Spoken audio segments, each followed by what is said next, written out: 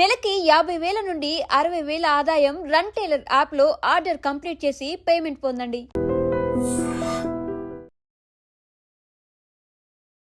తెలిసిన డాక్టర్ అన్నాడు, తక్కువ అన్నాడు, లక్షలు ఇవే గుంజుతా పడతాను. మేము అక్కడ ఇక్కడ ఆడుకోవచ్చు వాళ్ళకి ఆడుతున్నాం. కానీ ప్రెసెంట్ అయితే ఇప్పుడు అన్న కండిషన్ అయితే చాలా ఘోరంగా ఉంది అసలు. ఇప్పుడు మీరు చూడండి, మీరు కొంచెం ఒక్క ఎలుపు చేయమంటున్నానండి, ఆయనకు ఒక్క కిడ్నీ మార్చుకుంటున్నా. నా చేతికి డాక్టర్తోనే మాట్లాడండి. ఏంటైతే ఇప్పుడు 2 కిడ్నీలు ఒక్కటి ఉండాలంట కనీసం. అసలు ఏమీ తింటలేడు, ఏం మాట్లాడు. అంటే సిచ్యువేషన్స్లో సినిమా రంగం నుంచి కానీ ఎవరైనా కానీ రాలేరు, ఎవ్వరు రాలేరు.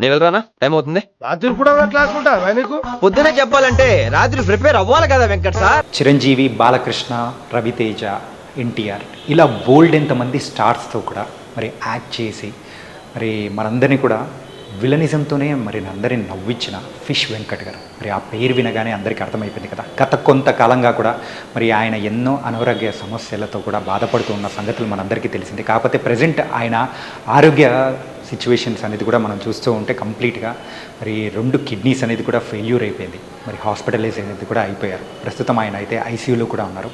అండ్ మరి ఎంతో చిన్న ఫ్యామిలీ నుంచి వచ్చిన ఆయన అయితే మరి ఆర్థికంగా కూడా మరి నిలదొక్కుకోలేకపోయారు. చాలా అంతో ఇంతో ఎవరో ఒకరు సహాయం చేస్తూ మరి ముందుకెళ్తూ మరి ఇంతకుముందు ఆరోగ్యాన్ని కూడా కొంచెం బాగు చేసుకున్నారు. ప్రస్తుతం ఆయన ఆరోగ్య కండిషన్ అనేది కూడా చూసుకుంటే కంప్లీట్గా పాడైపోయింది అనేది కూడా అంటున్నారు. ప్రస్తుతం ఆయన కండిషన్ ఎలా ఉంది ఏంటి అనేది కూడా ఒకసారి మనం తెలుసుకుందాం. ఫిష్ వెంకట్ గారి ఆరోగ్య పరిస్థితి ఇప్పుడు ప్రస్తుతం ఎలా ఉంది ఏంటి అనే దాని గురించి మరి ఆయన ట్రీట్ చేస్తూ ఉన్న క్రిటికల్ హెడ్ అయిన మరి నరేందర్ గారు ఇప్పుడు మనతో పడుతున్నారు. మరి డాక్టర్ని కూడా అడుగుదాం ఏంటి ఆ సిచ్యువేషన్స్ ఏంటి అనేది. Hi sir. నమస్తే.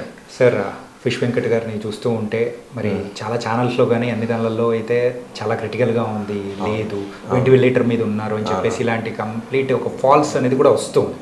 అండ్ ఇప్పుడు మేము చూసి వచ్చాము, అన్న కూడా కొంచెం కాన్షియస్లోకి వచ్చినట్టు కూడా అనిపిస్తుంది. ఏంటి present situation? Actually morning conscious లేకుండే, కాన్షియస్ ఎందుకు లేరనంటే ఆయన కిడ్నీ ఫెయిల్యూర్ వల్ల అమోనియా అనేది బయటికి వెళ్ళట్లేదు. అమోనియా కానీ యూరియా కానీ వెళ్ళట్లేదు. దానివల్ల ఎన్కెఫిలోపతి అంటారనమాట. దానివల్ల పేషెంట్ డ్రౌజింగ్ ఉండడము, ఆల్టర్డ్ సెన్సోరింగ్ ఉండడం జరుగుతుంది. పొద్దున వచ్చినప్పుడు ఆల్టర్డ్ సెన్సోరింగ్ ఉన్నారు. వెంటిలేటర్ పెట్టలేదు కానీ నాన్ ఇన్వాసివ్ వెంటిలేట్ చేసాము. ఇంటిబేట్ చేయలేదు పేషెంట్, నాన్ ఇన్వాసివ్ వెంటిలేట్ చేసాము. కొంచెం లంగ్ ఇన్ఫెక్షన్ కూడా ఉండే, ఇంప్రూవ్ అయింది. పోస్ట్ డయాలసిస్ ఇప్పుడు able to open his eyes, able to respond ఇప్పుడు కొద్దిగా. So if this goes till tomorrow and మళ్ళీ రేపు డయాలసిస్ చేస్తే output would be little more better and stable అనేది మేము అనుకుంటున్నాము. బట్ ఈ ఫైన్స్ to be critical still. We cannot say ఇప్పుడు మంచిగా అయిపోయిండు అని చెప్పలేం, బట్ ఈ ఫైన్స్ to be critical still. It might take some more time to recover. Yeah.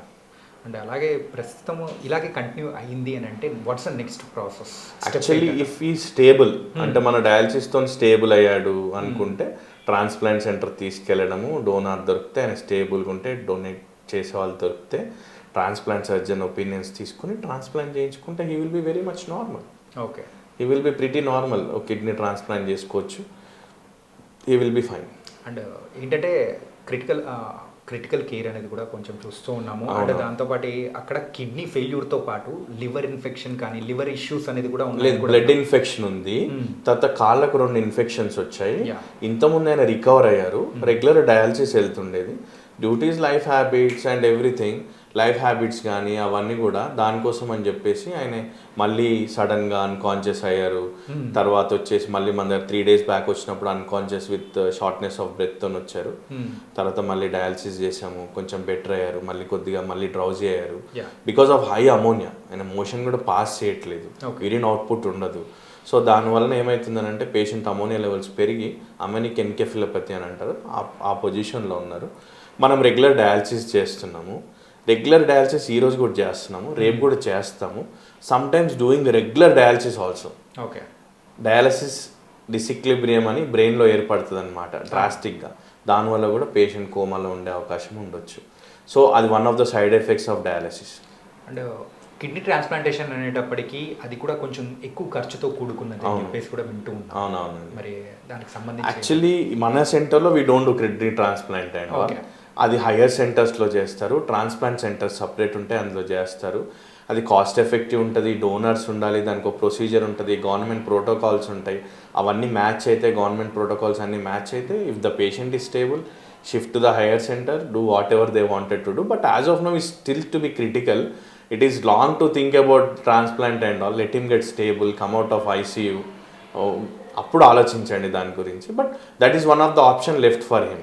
Okay, otherwise you should go for regular dialysis. Okay. So thank you so much. Thank you అండి, thank you, nice meeting you. ఎన్నో సినిమాల్లో మనల్ని entertain చేసిన wish Venkat గారు, ఆయన ఆరోగ్య పరిస్థితి ఇప్పుడైతే విషమించింది. మరి 2 కిడ్నీలు అనేది కూడా ఫెయిల్యూర్ అయిపోయి ప్రజెంట్ అయితే ఇప్పుడు హాస్పిటలైజ్ అయిపోయారు. మరి దానికి సంబంధించి మళ్ళీ వాళ్ళ కుటుంబ సభ్యులైన వాళ్ళ వైఫ్ మరి సువర్ణ గారు కూడా ఇప్పుడు ఉన్నారు. మరి ఆయన కండిషన్ ఎలా ఉంది ఏంటి అనే దాని గురించి కూడా ఆవిడతో మాట్లాడదాం. అమ్మ నమస్తే అమ్మా, ఎలా ఉందమ్మా నాకు కండిషన్? చాలా కండిషన్ బాగాలేదమ్మా, అస్సలు బాగాలేదు. 3 సంవత్సరాల నుంచి చెప్తున్నా డాక్టర్ చేయించుకోమని. అప్పుడు పిఆర్కలు వేసినప్పుడు చేస్తా అన్నారు, ఒక నెల పెట్టుకొని పంపించారు. కొంచెం మంచిగా అయినా నేను మంచిగా అయిపోయినా అనుకున్నాను. మళ్ళీ చిరంజీవి మేనేజర్ కూడా ఫోన్ చేసిండు చేపిస్తా అని. ఆయన చెప్పి మళ్ళీ ఫోన్ చేయలేదు, ఈయనే ఆయన ఫోన్ చేయలేడు. మళ్ళీ ఇంకొక ఫ్రెండ్ ఫోన్ చేసాను, మన బెంగళూరు ఉంటాడు, కిడ్నీలు మార్పిస్తాను, నీకు ఏం టెన్షన్ అడగకు, ఎవ్వరిని అడగకు నువ్వు అన్నారు. అదొక ధీమతోనే మంచిగా యాక్టివ్గా తిరిగిండు ఆయన. మంచిగా ఉన్నాడు, మంచిగా చేసాడు. మధ్యలో జనవరిలో కొంచెం మళ్ళీ డల్ అయ్యాడు. మళ్ళీ పిఆర్కే తీసుకెళ్ళి చూపించిన, మళ్ళీ మంచిగా అయ్యాడు. మళ్ళీ చూస్తాను, మళ్ళీ అక్కడ తీసుకెళ్ళినా, మళ్ళీ మంచిగా అయ్యాడు. మళ్ళీ ఒక 2 నెలల కింద బండి తీసుకొని పడ్డాడు. ఇక్కడ కాలు సర్జరీ అయింది కదా, అవును, కాలు సర్జరీ మళ్ళీ ఈ కాలుకి అయింది. సేమ్ అదే సిచ్యువేషన్ వచ్చింది. అప్పుడు నేను అంటూనే ఉన్నా, అప్పటికి దాకా పోదాం. నాకు పైసలు ఉంటే నేను ఎవరు చూపిస్తారు, ఎవరో నేను ఫ్రెండ్స్ని అడుగు చూద్దామంటే లేవు, నేను ఎవరిని అడగా, చూపించుకొని ఎట్లా ఉంటా. ఇదే 2 నెలల నుంచి, గత 2 నెలల నుంచి అట్లయినా కొంచెం మంచిగా ఉంటుండు. ఇంకా ఈ వారం రోజుందంటే అసలే లేస్తలేడు. ఇక హాస్పిటల్ పోదాం అసలు ఇంటలేడు, తింటలేడు. ఏం నీళ్ళు వాటర్ గిట్ట కూడా తాగుతలేడు. ఇక ఆదివారం చూసి కనీసం సోమ్య కన్నా పోదాం, మా దగ్గర సోమ్య అక్కడికన్నా పోదామని చెప్పి ఆటోలో తీసుకొని పోయాం. మా పాప, నేను, మా బాబు, 2 బాబులు, మా ఆయన వాళ్ళ ఫ్రెండు, ఇద్దరం కలిసి తీసుకున్నాం. అది చూడంగానే నేను చూడమమ్మ ఇక్కడ డయాలసిస్ చేసేది లేదు, అలా చాలాసార్లు పోయినాం. అక్కడ డయాలసిస్ చేసేది లేదు, కంపల్సరీ నువ్వు వేరే హాస్పిటల్ చూపించుకోండి, ప్రస్తుతానికి ఒక 2 రోజులు పెట్టుకుని డాక్టర్ని బతలాడినా. అయినా కూడా ఇంట్లో ఆయన వినుకుంటా లేదు, షుగర్ బాగా డౌన్ అయింది, 60కి వచ్చింది అని చెప్పి షుగర్ 110 చేసి మీరు ఎక్కడైనా చూపించుకోవాలని పంపించాను. మా బాబు ఏం చేసిండు, ఇంకెక్కడికైనా పోయినా లక్షల పాలవుతుంది, ఇక్కడ తెలిసిన డాక్టర్ ఉన్నా చెప్పి తీసుకొచ్చినాక తెలిసిన డాక్టర్ అన్నాడు, తక్కువ అన్నాడు, లక్షలు వెయ్యిలు ఇవే గుంజుతా ఉన్నాను. మేము ఇక్కడ అడుకొచ్చి వాళ్ళకి అడుగుతున్నాం, పేమెంట్ కట్టు. ట్రీట్మెంట్ కూడా సరిగలేదు. కానీ ప్రజెంట్ అయితే ఇప్పుడు అన్న కండిషన్ అయితే చాలా ఘోరంగా ఉంది. అసలు ఇప్పుడు మీరు చూడండి, మీరు కొంచెం చాలా అంటే చాలా ఘోరంగా ఉంది. అన్నం చూస్తుంటేనే కూడా చాలా బాధ వేస్తుంది. చాలా ఒక్క ఎలుపు చేయమంటున్నాను నేను, ఎంతమంది వచ్చినా అదే మాట చెప్తున్నాను నేను. ఆయనకు ఒక్క కిడ్నీ మార్చమంటున్నా, మా చేతికి ఇవ్వకండి, డాక్టర్తోనే మాట్లాడండి, డాక్టర్కి ఇప్పిమంటున్నా. ఎవరైనా చిరంజీవి కానీ, ఓవర్కలర్ కానీ, గవర్నమెంట్ అయినా ఎవ్వరు కానీ ఆయనకు చూపించి పంపిస్తే చాలు. అట్లా అంతే తప్పించి ఇంకేం లేదు. ప్రజెంట్ అయితే ఇప్పుడు 2 కిడ్నీలు కూడా ఒక్కటి ఉండాలంట కనీసం. అసలు ఇప్పుడైతే 6 రోజులు అయితే అసలు ఏమీ తింటలేడు, ఏం మాట్లాడతాడు. డయాలసిస్ అయిన రోజు మాత్రమే సాయంత్రం ఒక్కసారి నిన్న ఈ టైంకి చూసిండు, మళ్ళీ ఇప్పుడు ఇంతకుముందు ఇది చూసిండు అంతే. ఏమైనా కావాలి ఏమన్నా ఇట్లా అన్నాడు, మళ్ళీ అట్లనే పనుకొనే ఉంటుండు 24 గంటలు. డయాలసిస్ రోజు అయినా కూడా పొట్ట మాత్రం వింటున్నది. కండిషన్ ఏం బాగాలేదు, కంపల్సరీ చెప్పాను ఆయన.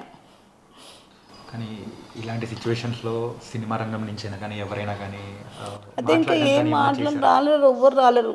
ఈ ఛానల్ అయినా ఇస్తారని వస్తారేమో అని మేము 3 రోజులు ప్రయత్నం చేస్తున్నాం, అయినా కూడా ఇంకా ఎవ్వరు రాలేము. కానీ మీరే దిగులు చెందకుండా ఏంటంటే మనం చేసే ప్రయత్నంలో ఖచ్చితంగా ఎక్కడో ఒక చోట ఎవరో ఒకరన్నా అదే అందుకే కదా ఆ నమ్మకంతోనే నేను ఆయన చూస్తారు కానీ ఊరు వస్తారు, ఎవ్వరు ఫోన్ చేస్తుంది. ఆయన ఒక్కసారి మీరు చూడండి, మీరు చూస్తే తెలుస్తుంది ఆయన. కానీ మీరేం వరి అవ్వకండమ్మా, ఖచ్చితంగా అన్నకు బాగా అయిపోతుంది. ఇంత ముందులానే మళ్ళీ సినిమాలు చేయాలని కూడా ప్రతి ఒక్కరు కోరుకుంటున్నారు. కానీ మీరు ధైర్యంగా ఉన్నారంటే అన్న కూడా ధైర్యంగా ఉంటారు. మరి చూస్తున్న వాళ్ళు ఎవరైనా కానీ సో దీనికి సంబంధించిన మరి డీటెయిల్స్ అనేది కూడా వాళ్ళ ఫ్యామిలీ మెంబర్స్కి కూడా షేర్ చేస్తున్నాం. ప్లీజ్ దయచేసి ఒక మంచి కళాకారుని మనం కాపాడుకునే బాధ్యత అయితే ఇప్పుడు మనకు ముందుంది. కాబట్టి మీ తోచినంత సహాయం చేయాలని కూడా మనస్ఫూర్తిగా కోరుకున్నాం వాళ్ళ కుటుంబ సభ్యులందరి తరపు నుంచి కూడా. మరి వాళ్ళు అడగడం అనేది కూడా మనం చూస్తున్నాం కదా, సువర్ణ గారు కూడా చెప్పినట్టు మాకు అవసరం లేదు, డైరెక్ట్ మీరు దానికి ఆ ట్రీట్మెంట్కి సంబంధించి చేస్తే చాలు అని చెప్పేసి వాళ్ళు మొరపెట్టుకుంటున్నారు. అది చేయాలని కూడా మనం స్ఫూర్తిగా మనం కూడా మానవత్వం ఉందని చెప్పేసి నిరూపిద్దాం. నిజంగా అది అన్నకు కూడా బాగా అవుతుందని కూడా అనుకుందామా. ఆ నమ్మకమే ఉంది కానీ ఆయన చూస్తుంటే భయం అవుతుంది. మీరు ఒక్కసారి చూస్తే తెలుస్తుంది. ఏం కదమ్మా, ఇప్పుడే వయసు వచ్చిన, డయాలసిస్ అయింది, ఇప్పుడే వయసు వచ్చిన. ఇంకా నిన్న నన్ను ఒక ఇడ్లీ తిన్నాడు కానీ అసలు ఇప్పుడైతే లిక్విడే.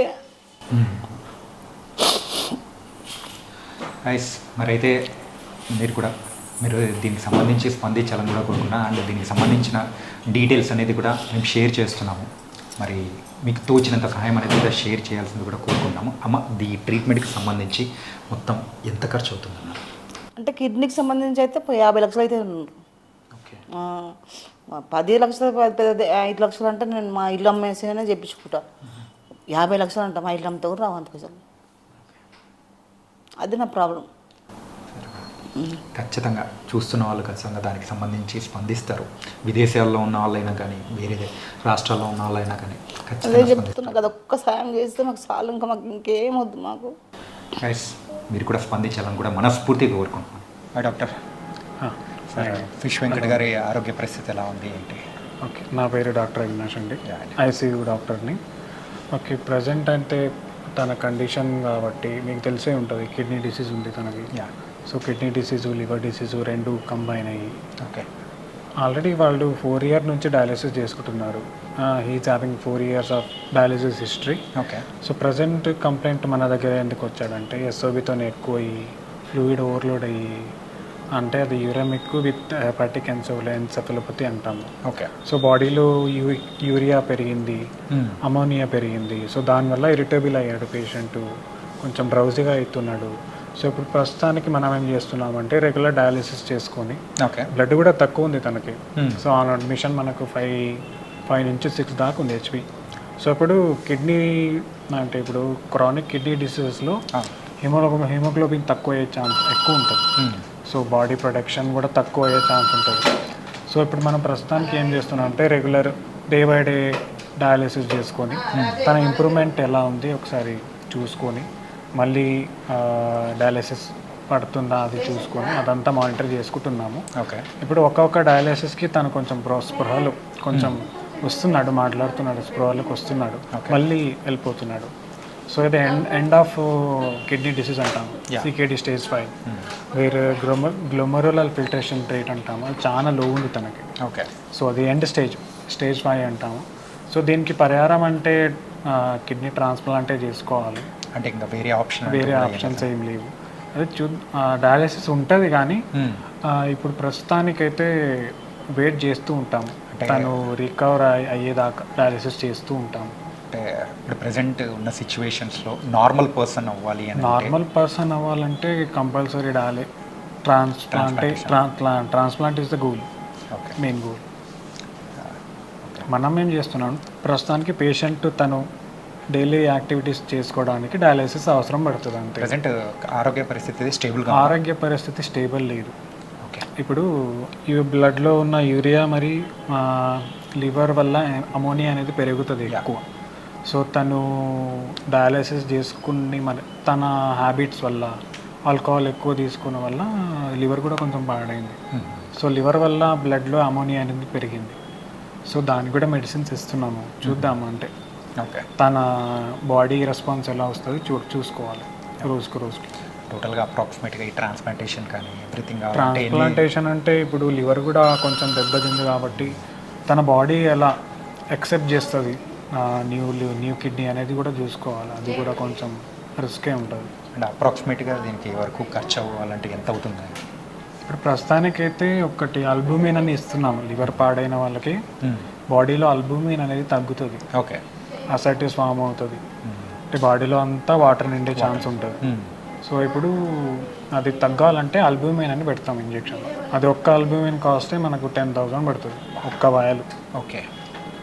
సో ఇప్పుడు ప్రస్తుతానికి హయ్యర్ యాంటీబయాటిక్స్ పెడుతున్నాము. రోజుకే ఒక 20,000 దాకా ఖర్చు ఉంటుంది. Medicines just for medicines.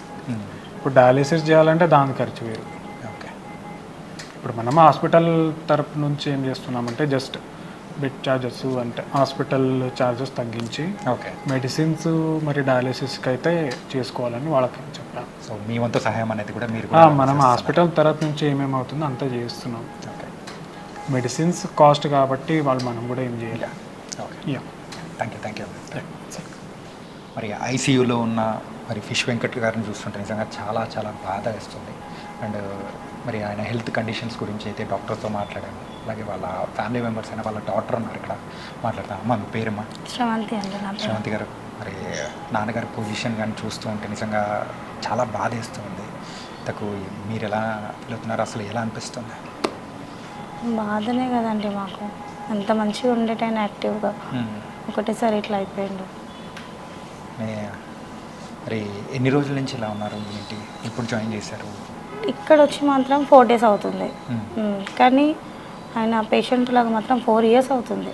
Okay. 4 years నుంచి డయాలసిస్ పేషెంట్ అయ్యిండు. డే బై డే చేయించుకుంటున్నాడు. కానీ ఇప్పుడు సిచ్యువేషన్ చూస్తూ ఉంటే ఇంకొంచెం క్రిటికల్ అయినట్టు చాలా క్రిటికల్ అయ్యింది. మరి ఇలాంటి సిచ్యువేషన్స్లో మీకంటూ ధైర్యాన్ని ఇచ్చేవాళ్ళు కానీ అండ్ ఆర్థిక పరంగా హెల్ప్ చేసే వాళ్ళు ఎవరైనా ఉన్నారా, లేకపోతే ఏంటి అమ్మది? ప్రస్తుతానికి ఇప్పటివరకు అయితే ఎవరు ముందు రాలేదండి. ట్రై చేస్తున్నాం, ఇండస్ట్రీ నుంచి కూడా ట్రై చేస్తున్నాం, కానీ ఇంకెవరైతే ఇట్లాంటి కాల్ రాలేదు. కాకపోతే ఆయన సిచ్యువేషన్ చూస్తున్నా ఏంటంటే రోజుకి ఎంత ఖర్చు అవుతుంది ఏంటి అని చెప్తూ ఉంటే, సో సుమారు ఆ లివర్కి సంబంధించిన అది వాడాలి అంటేనే ఒక ఇంజెక్షన్ కాస్టే 10,000 అని చెప్పేసి 10,000. మరి ఎలా బేర్ చేస్తున్నారు, ఎలా తట్టుకొని నిలబడుతున్నారో మాకు అర్థం కావట్లేదు.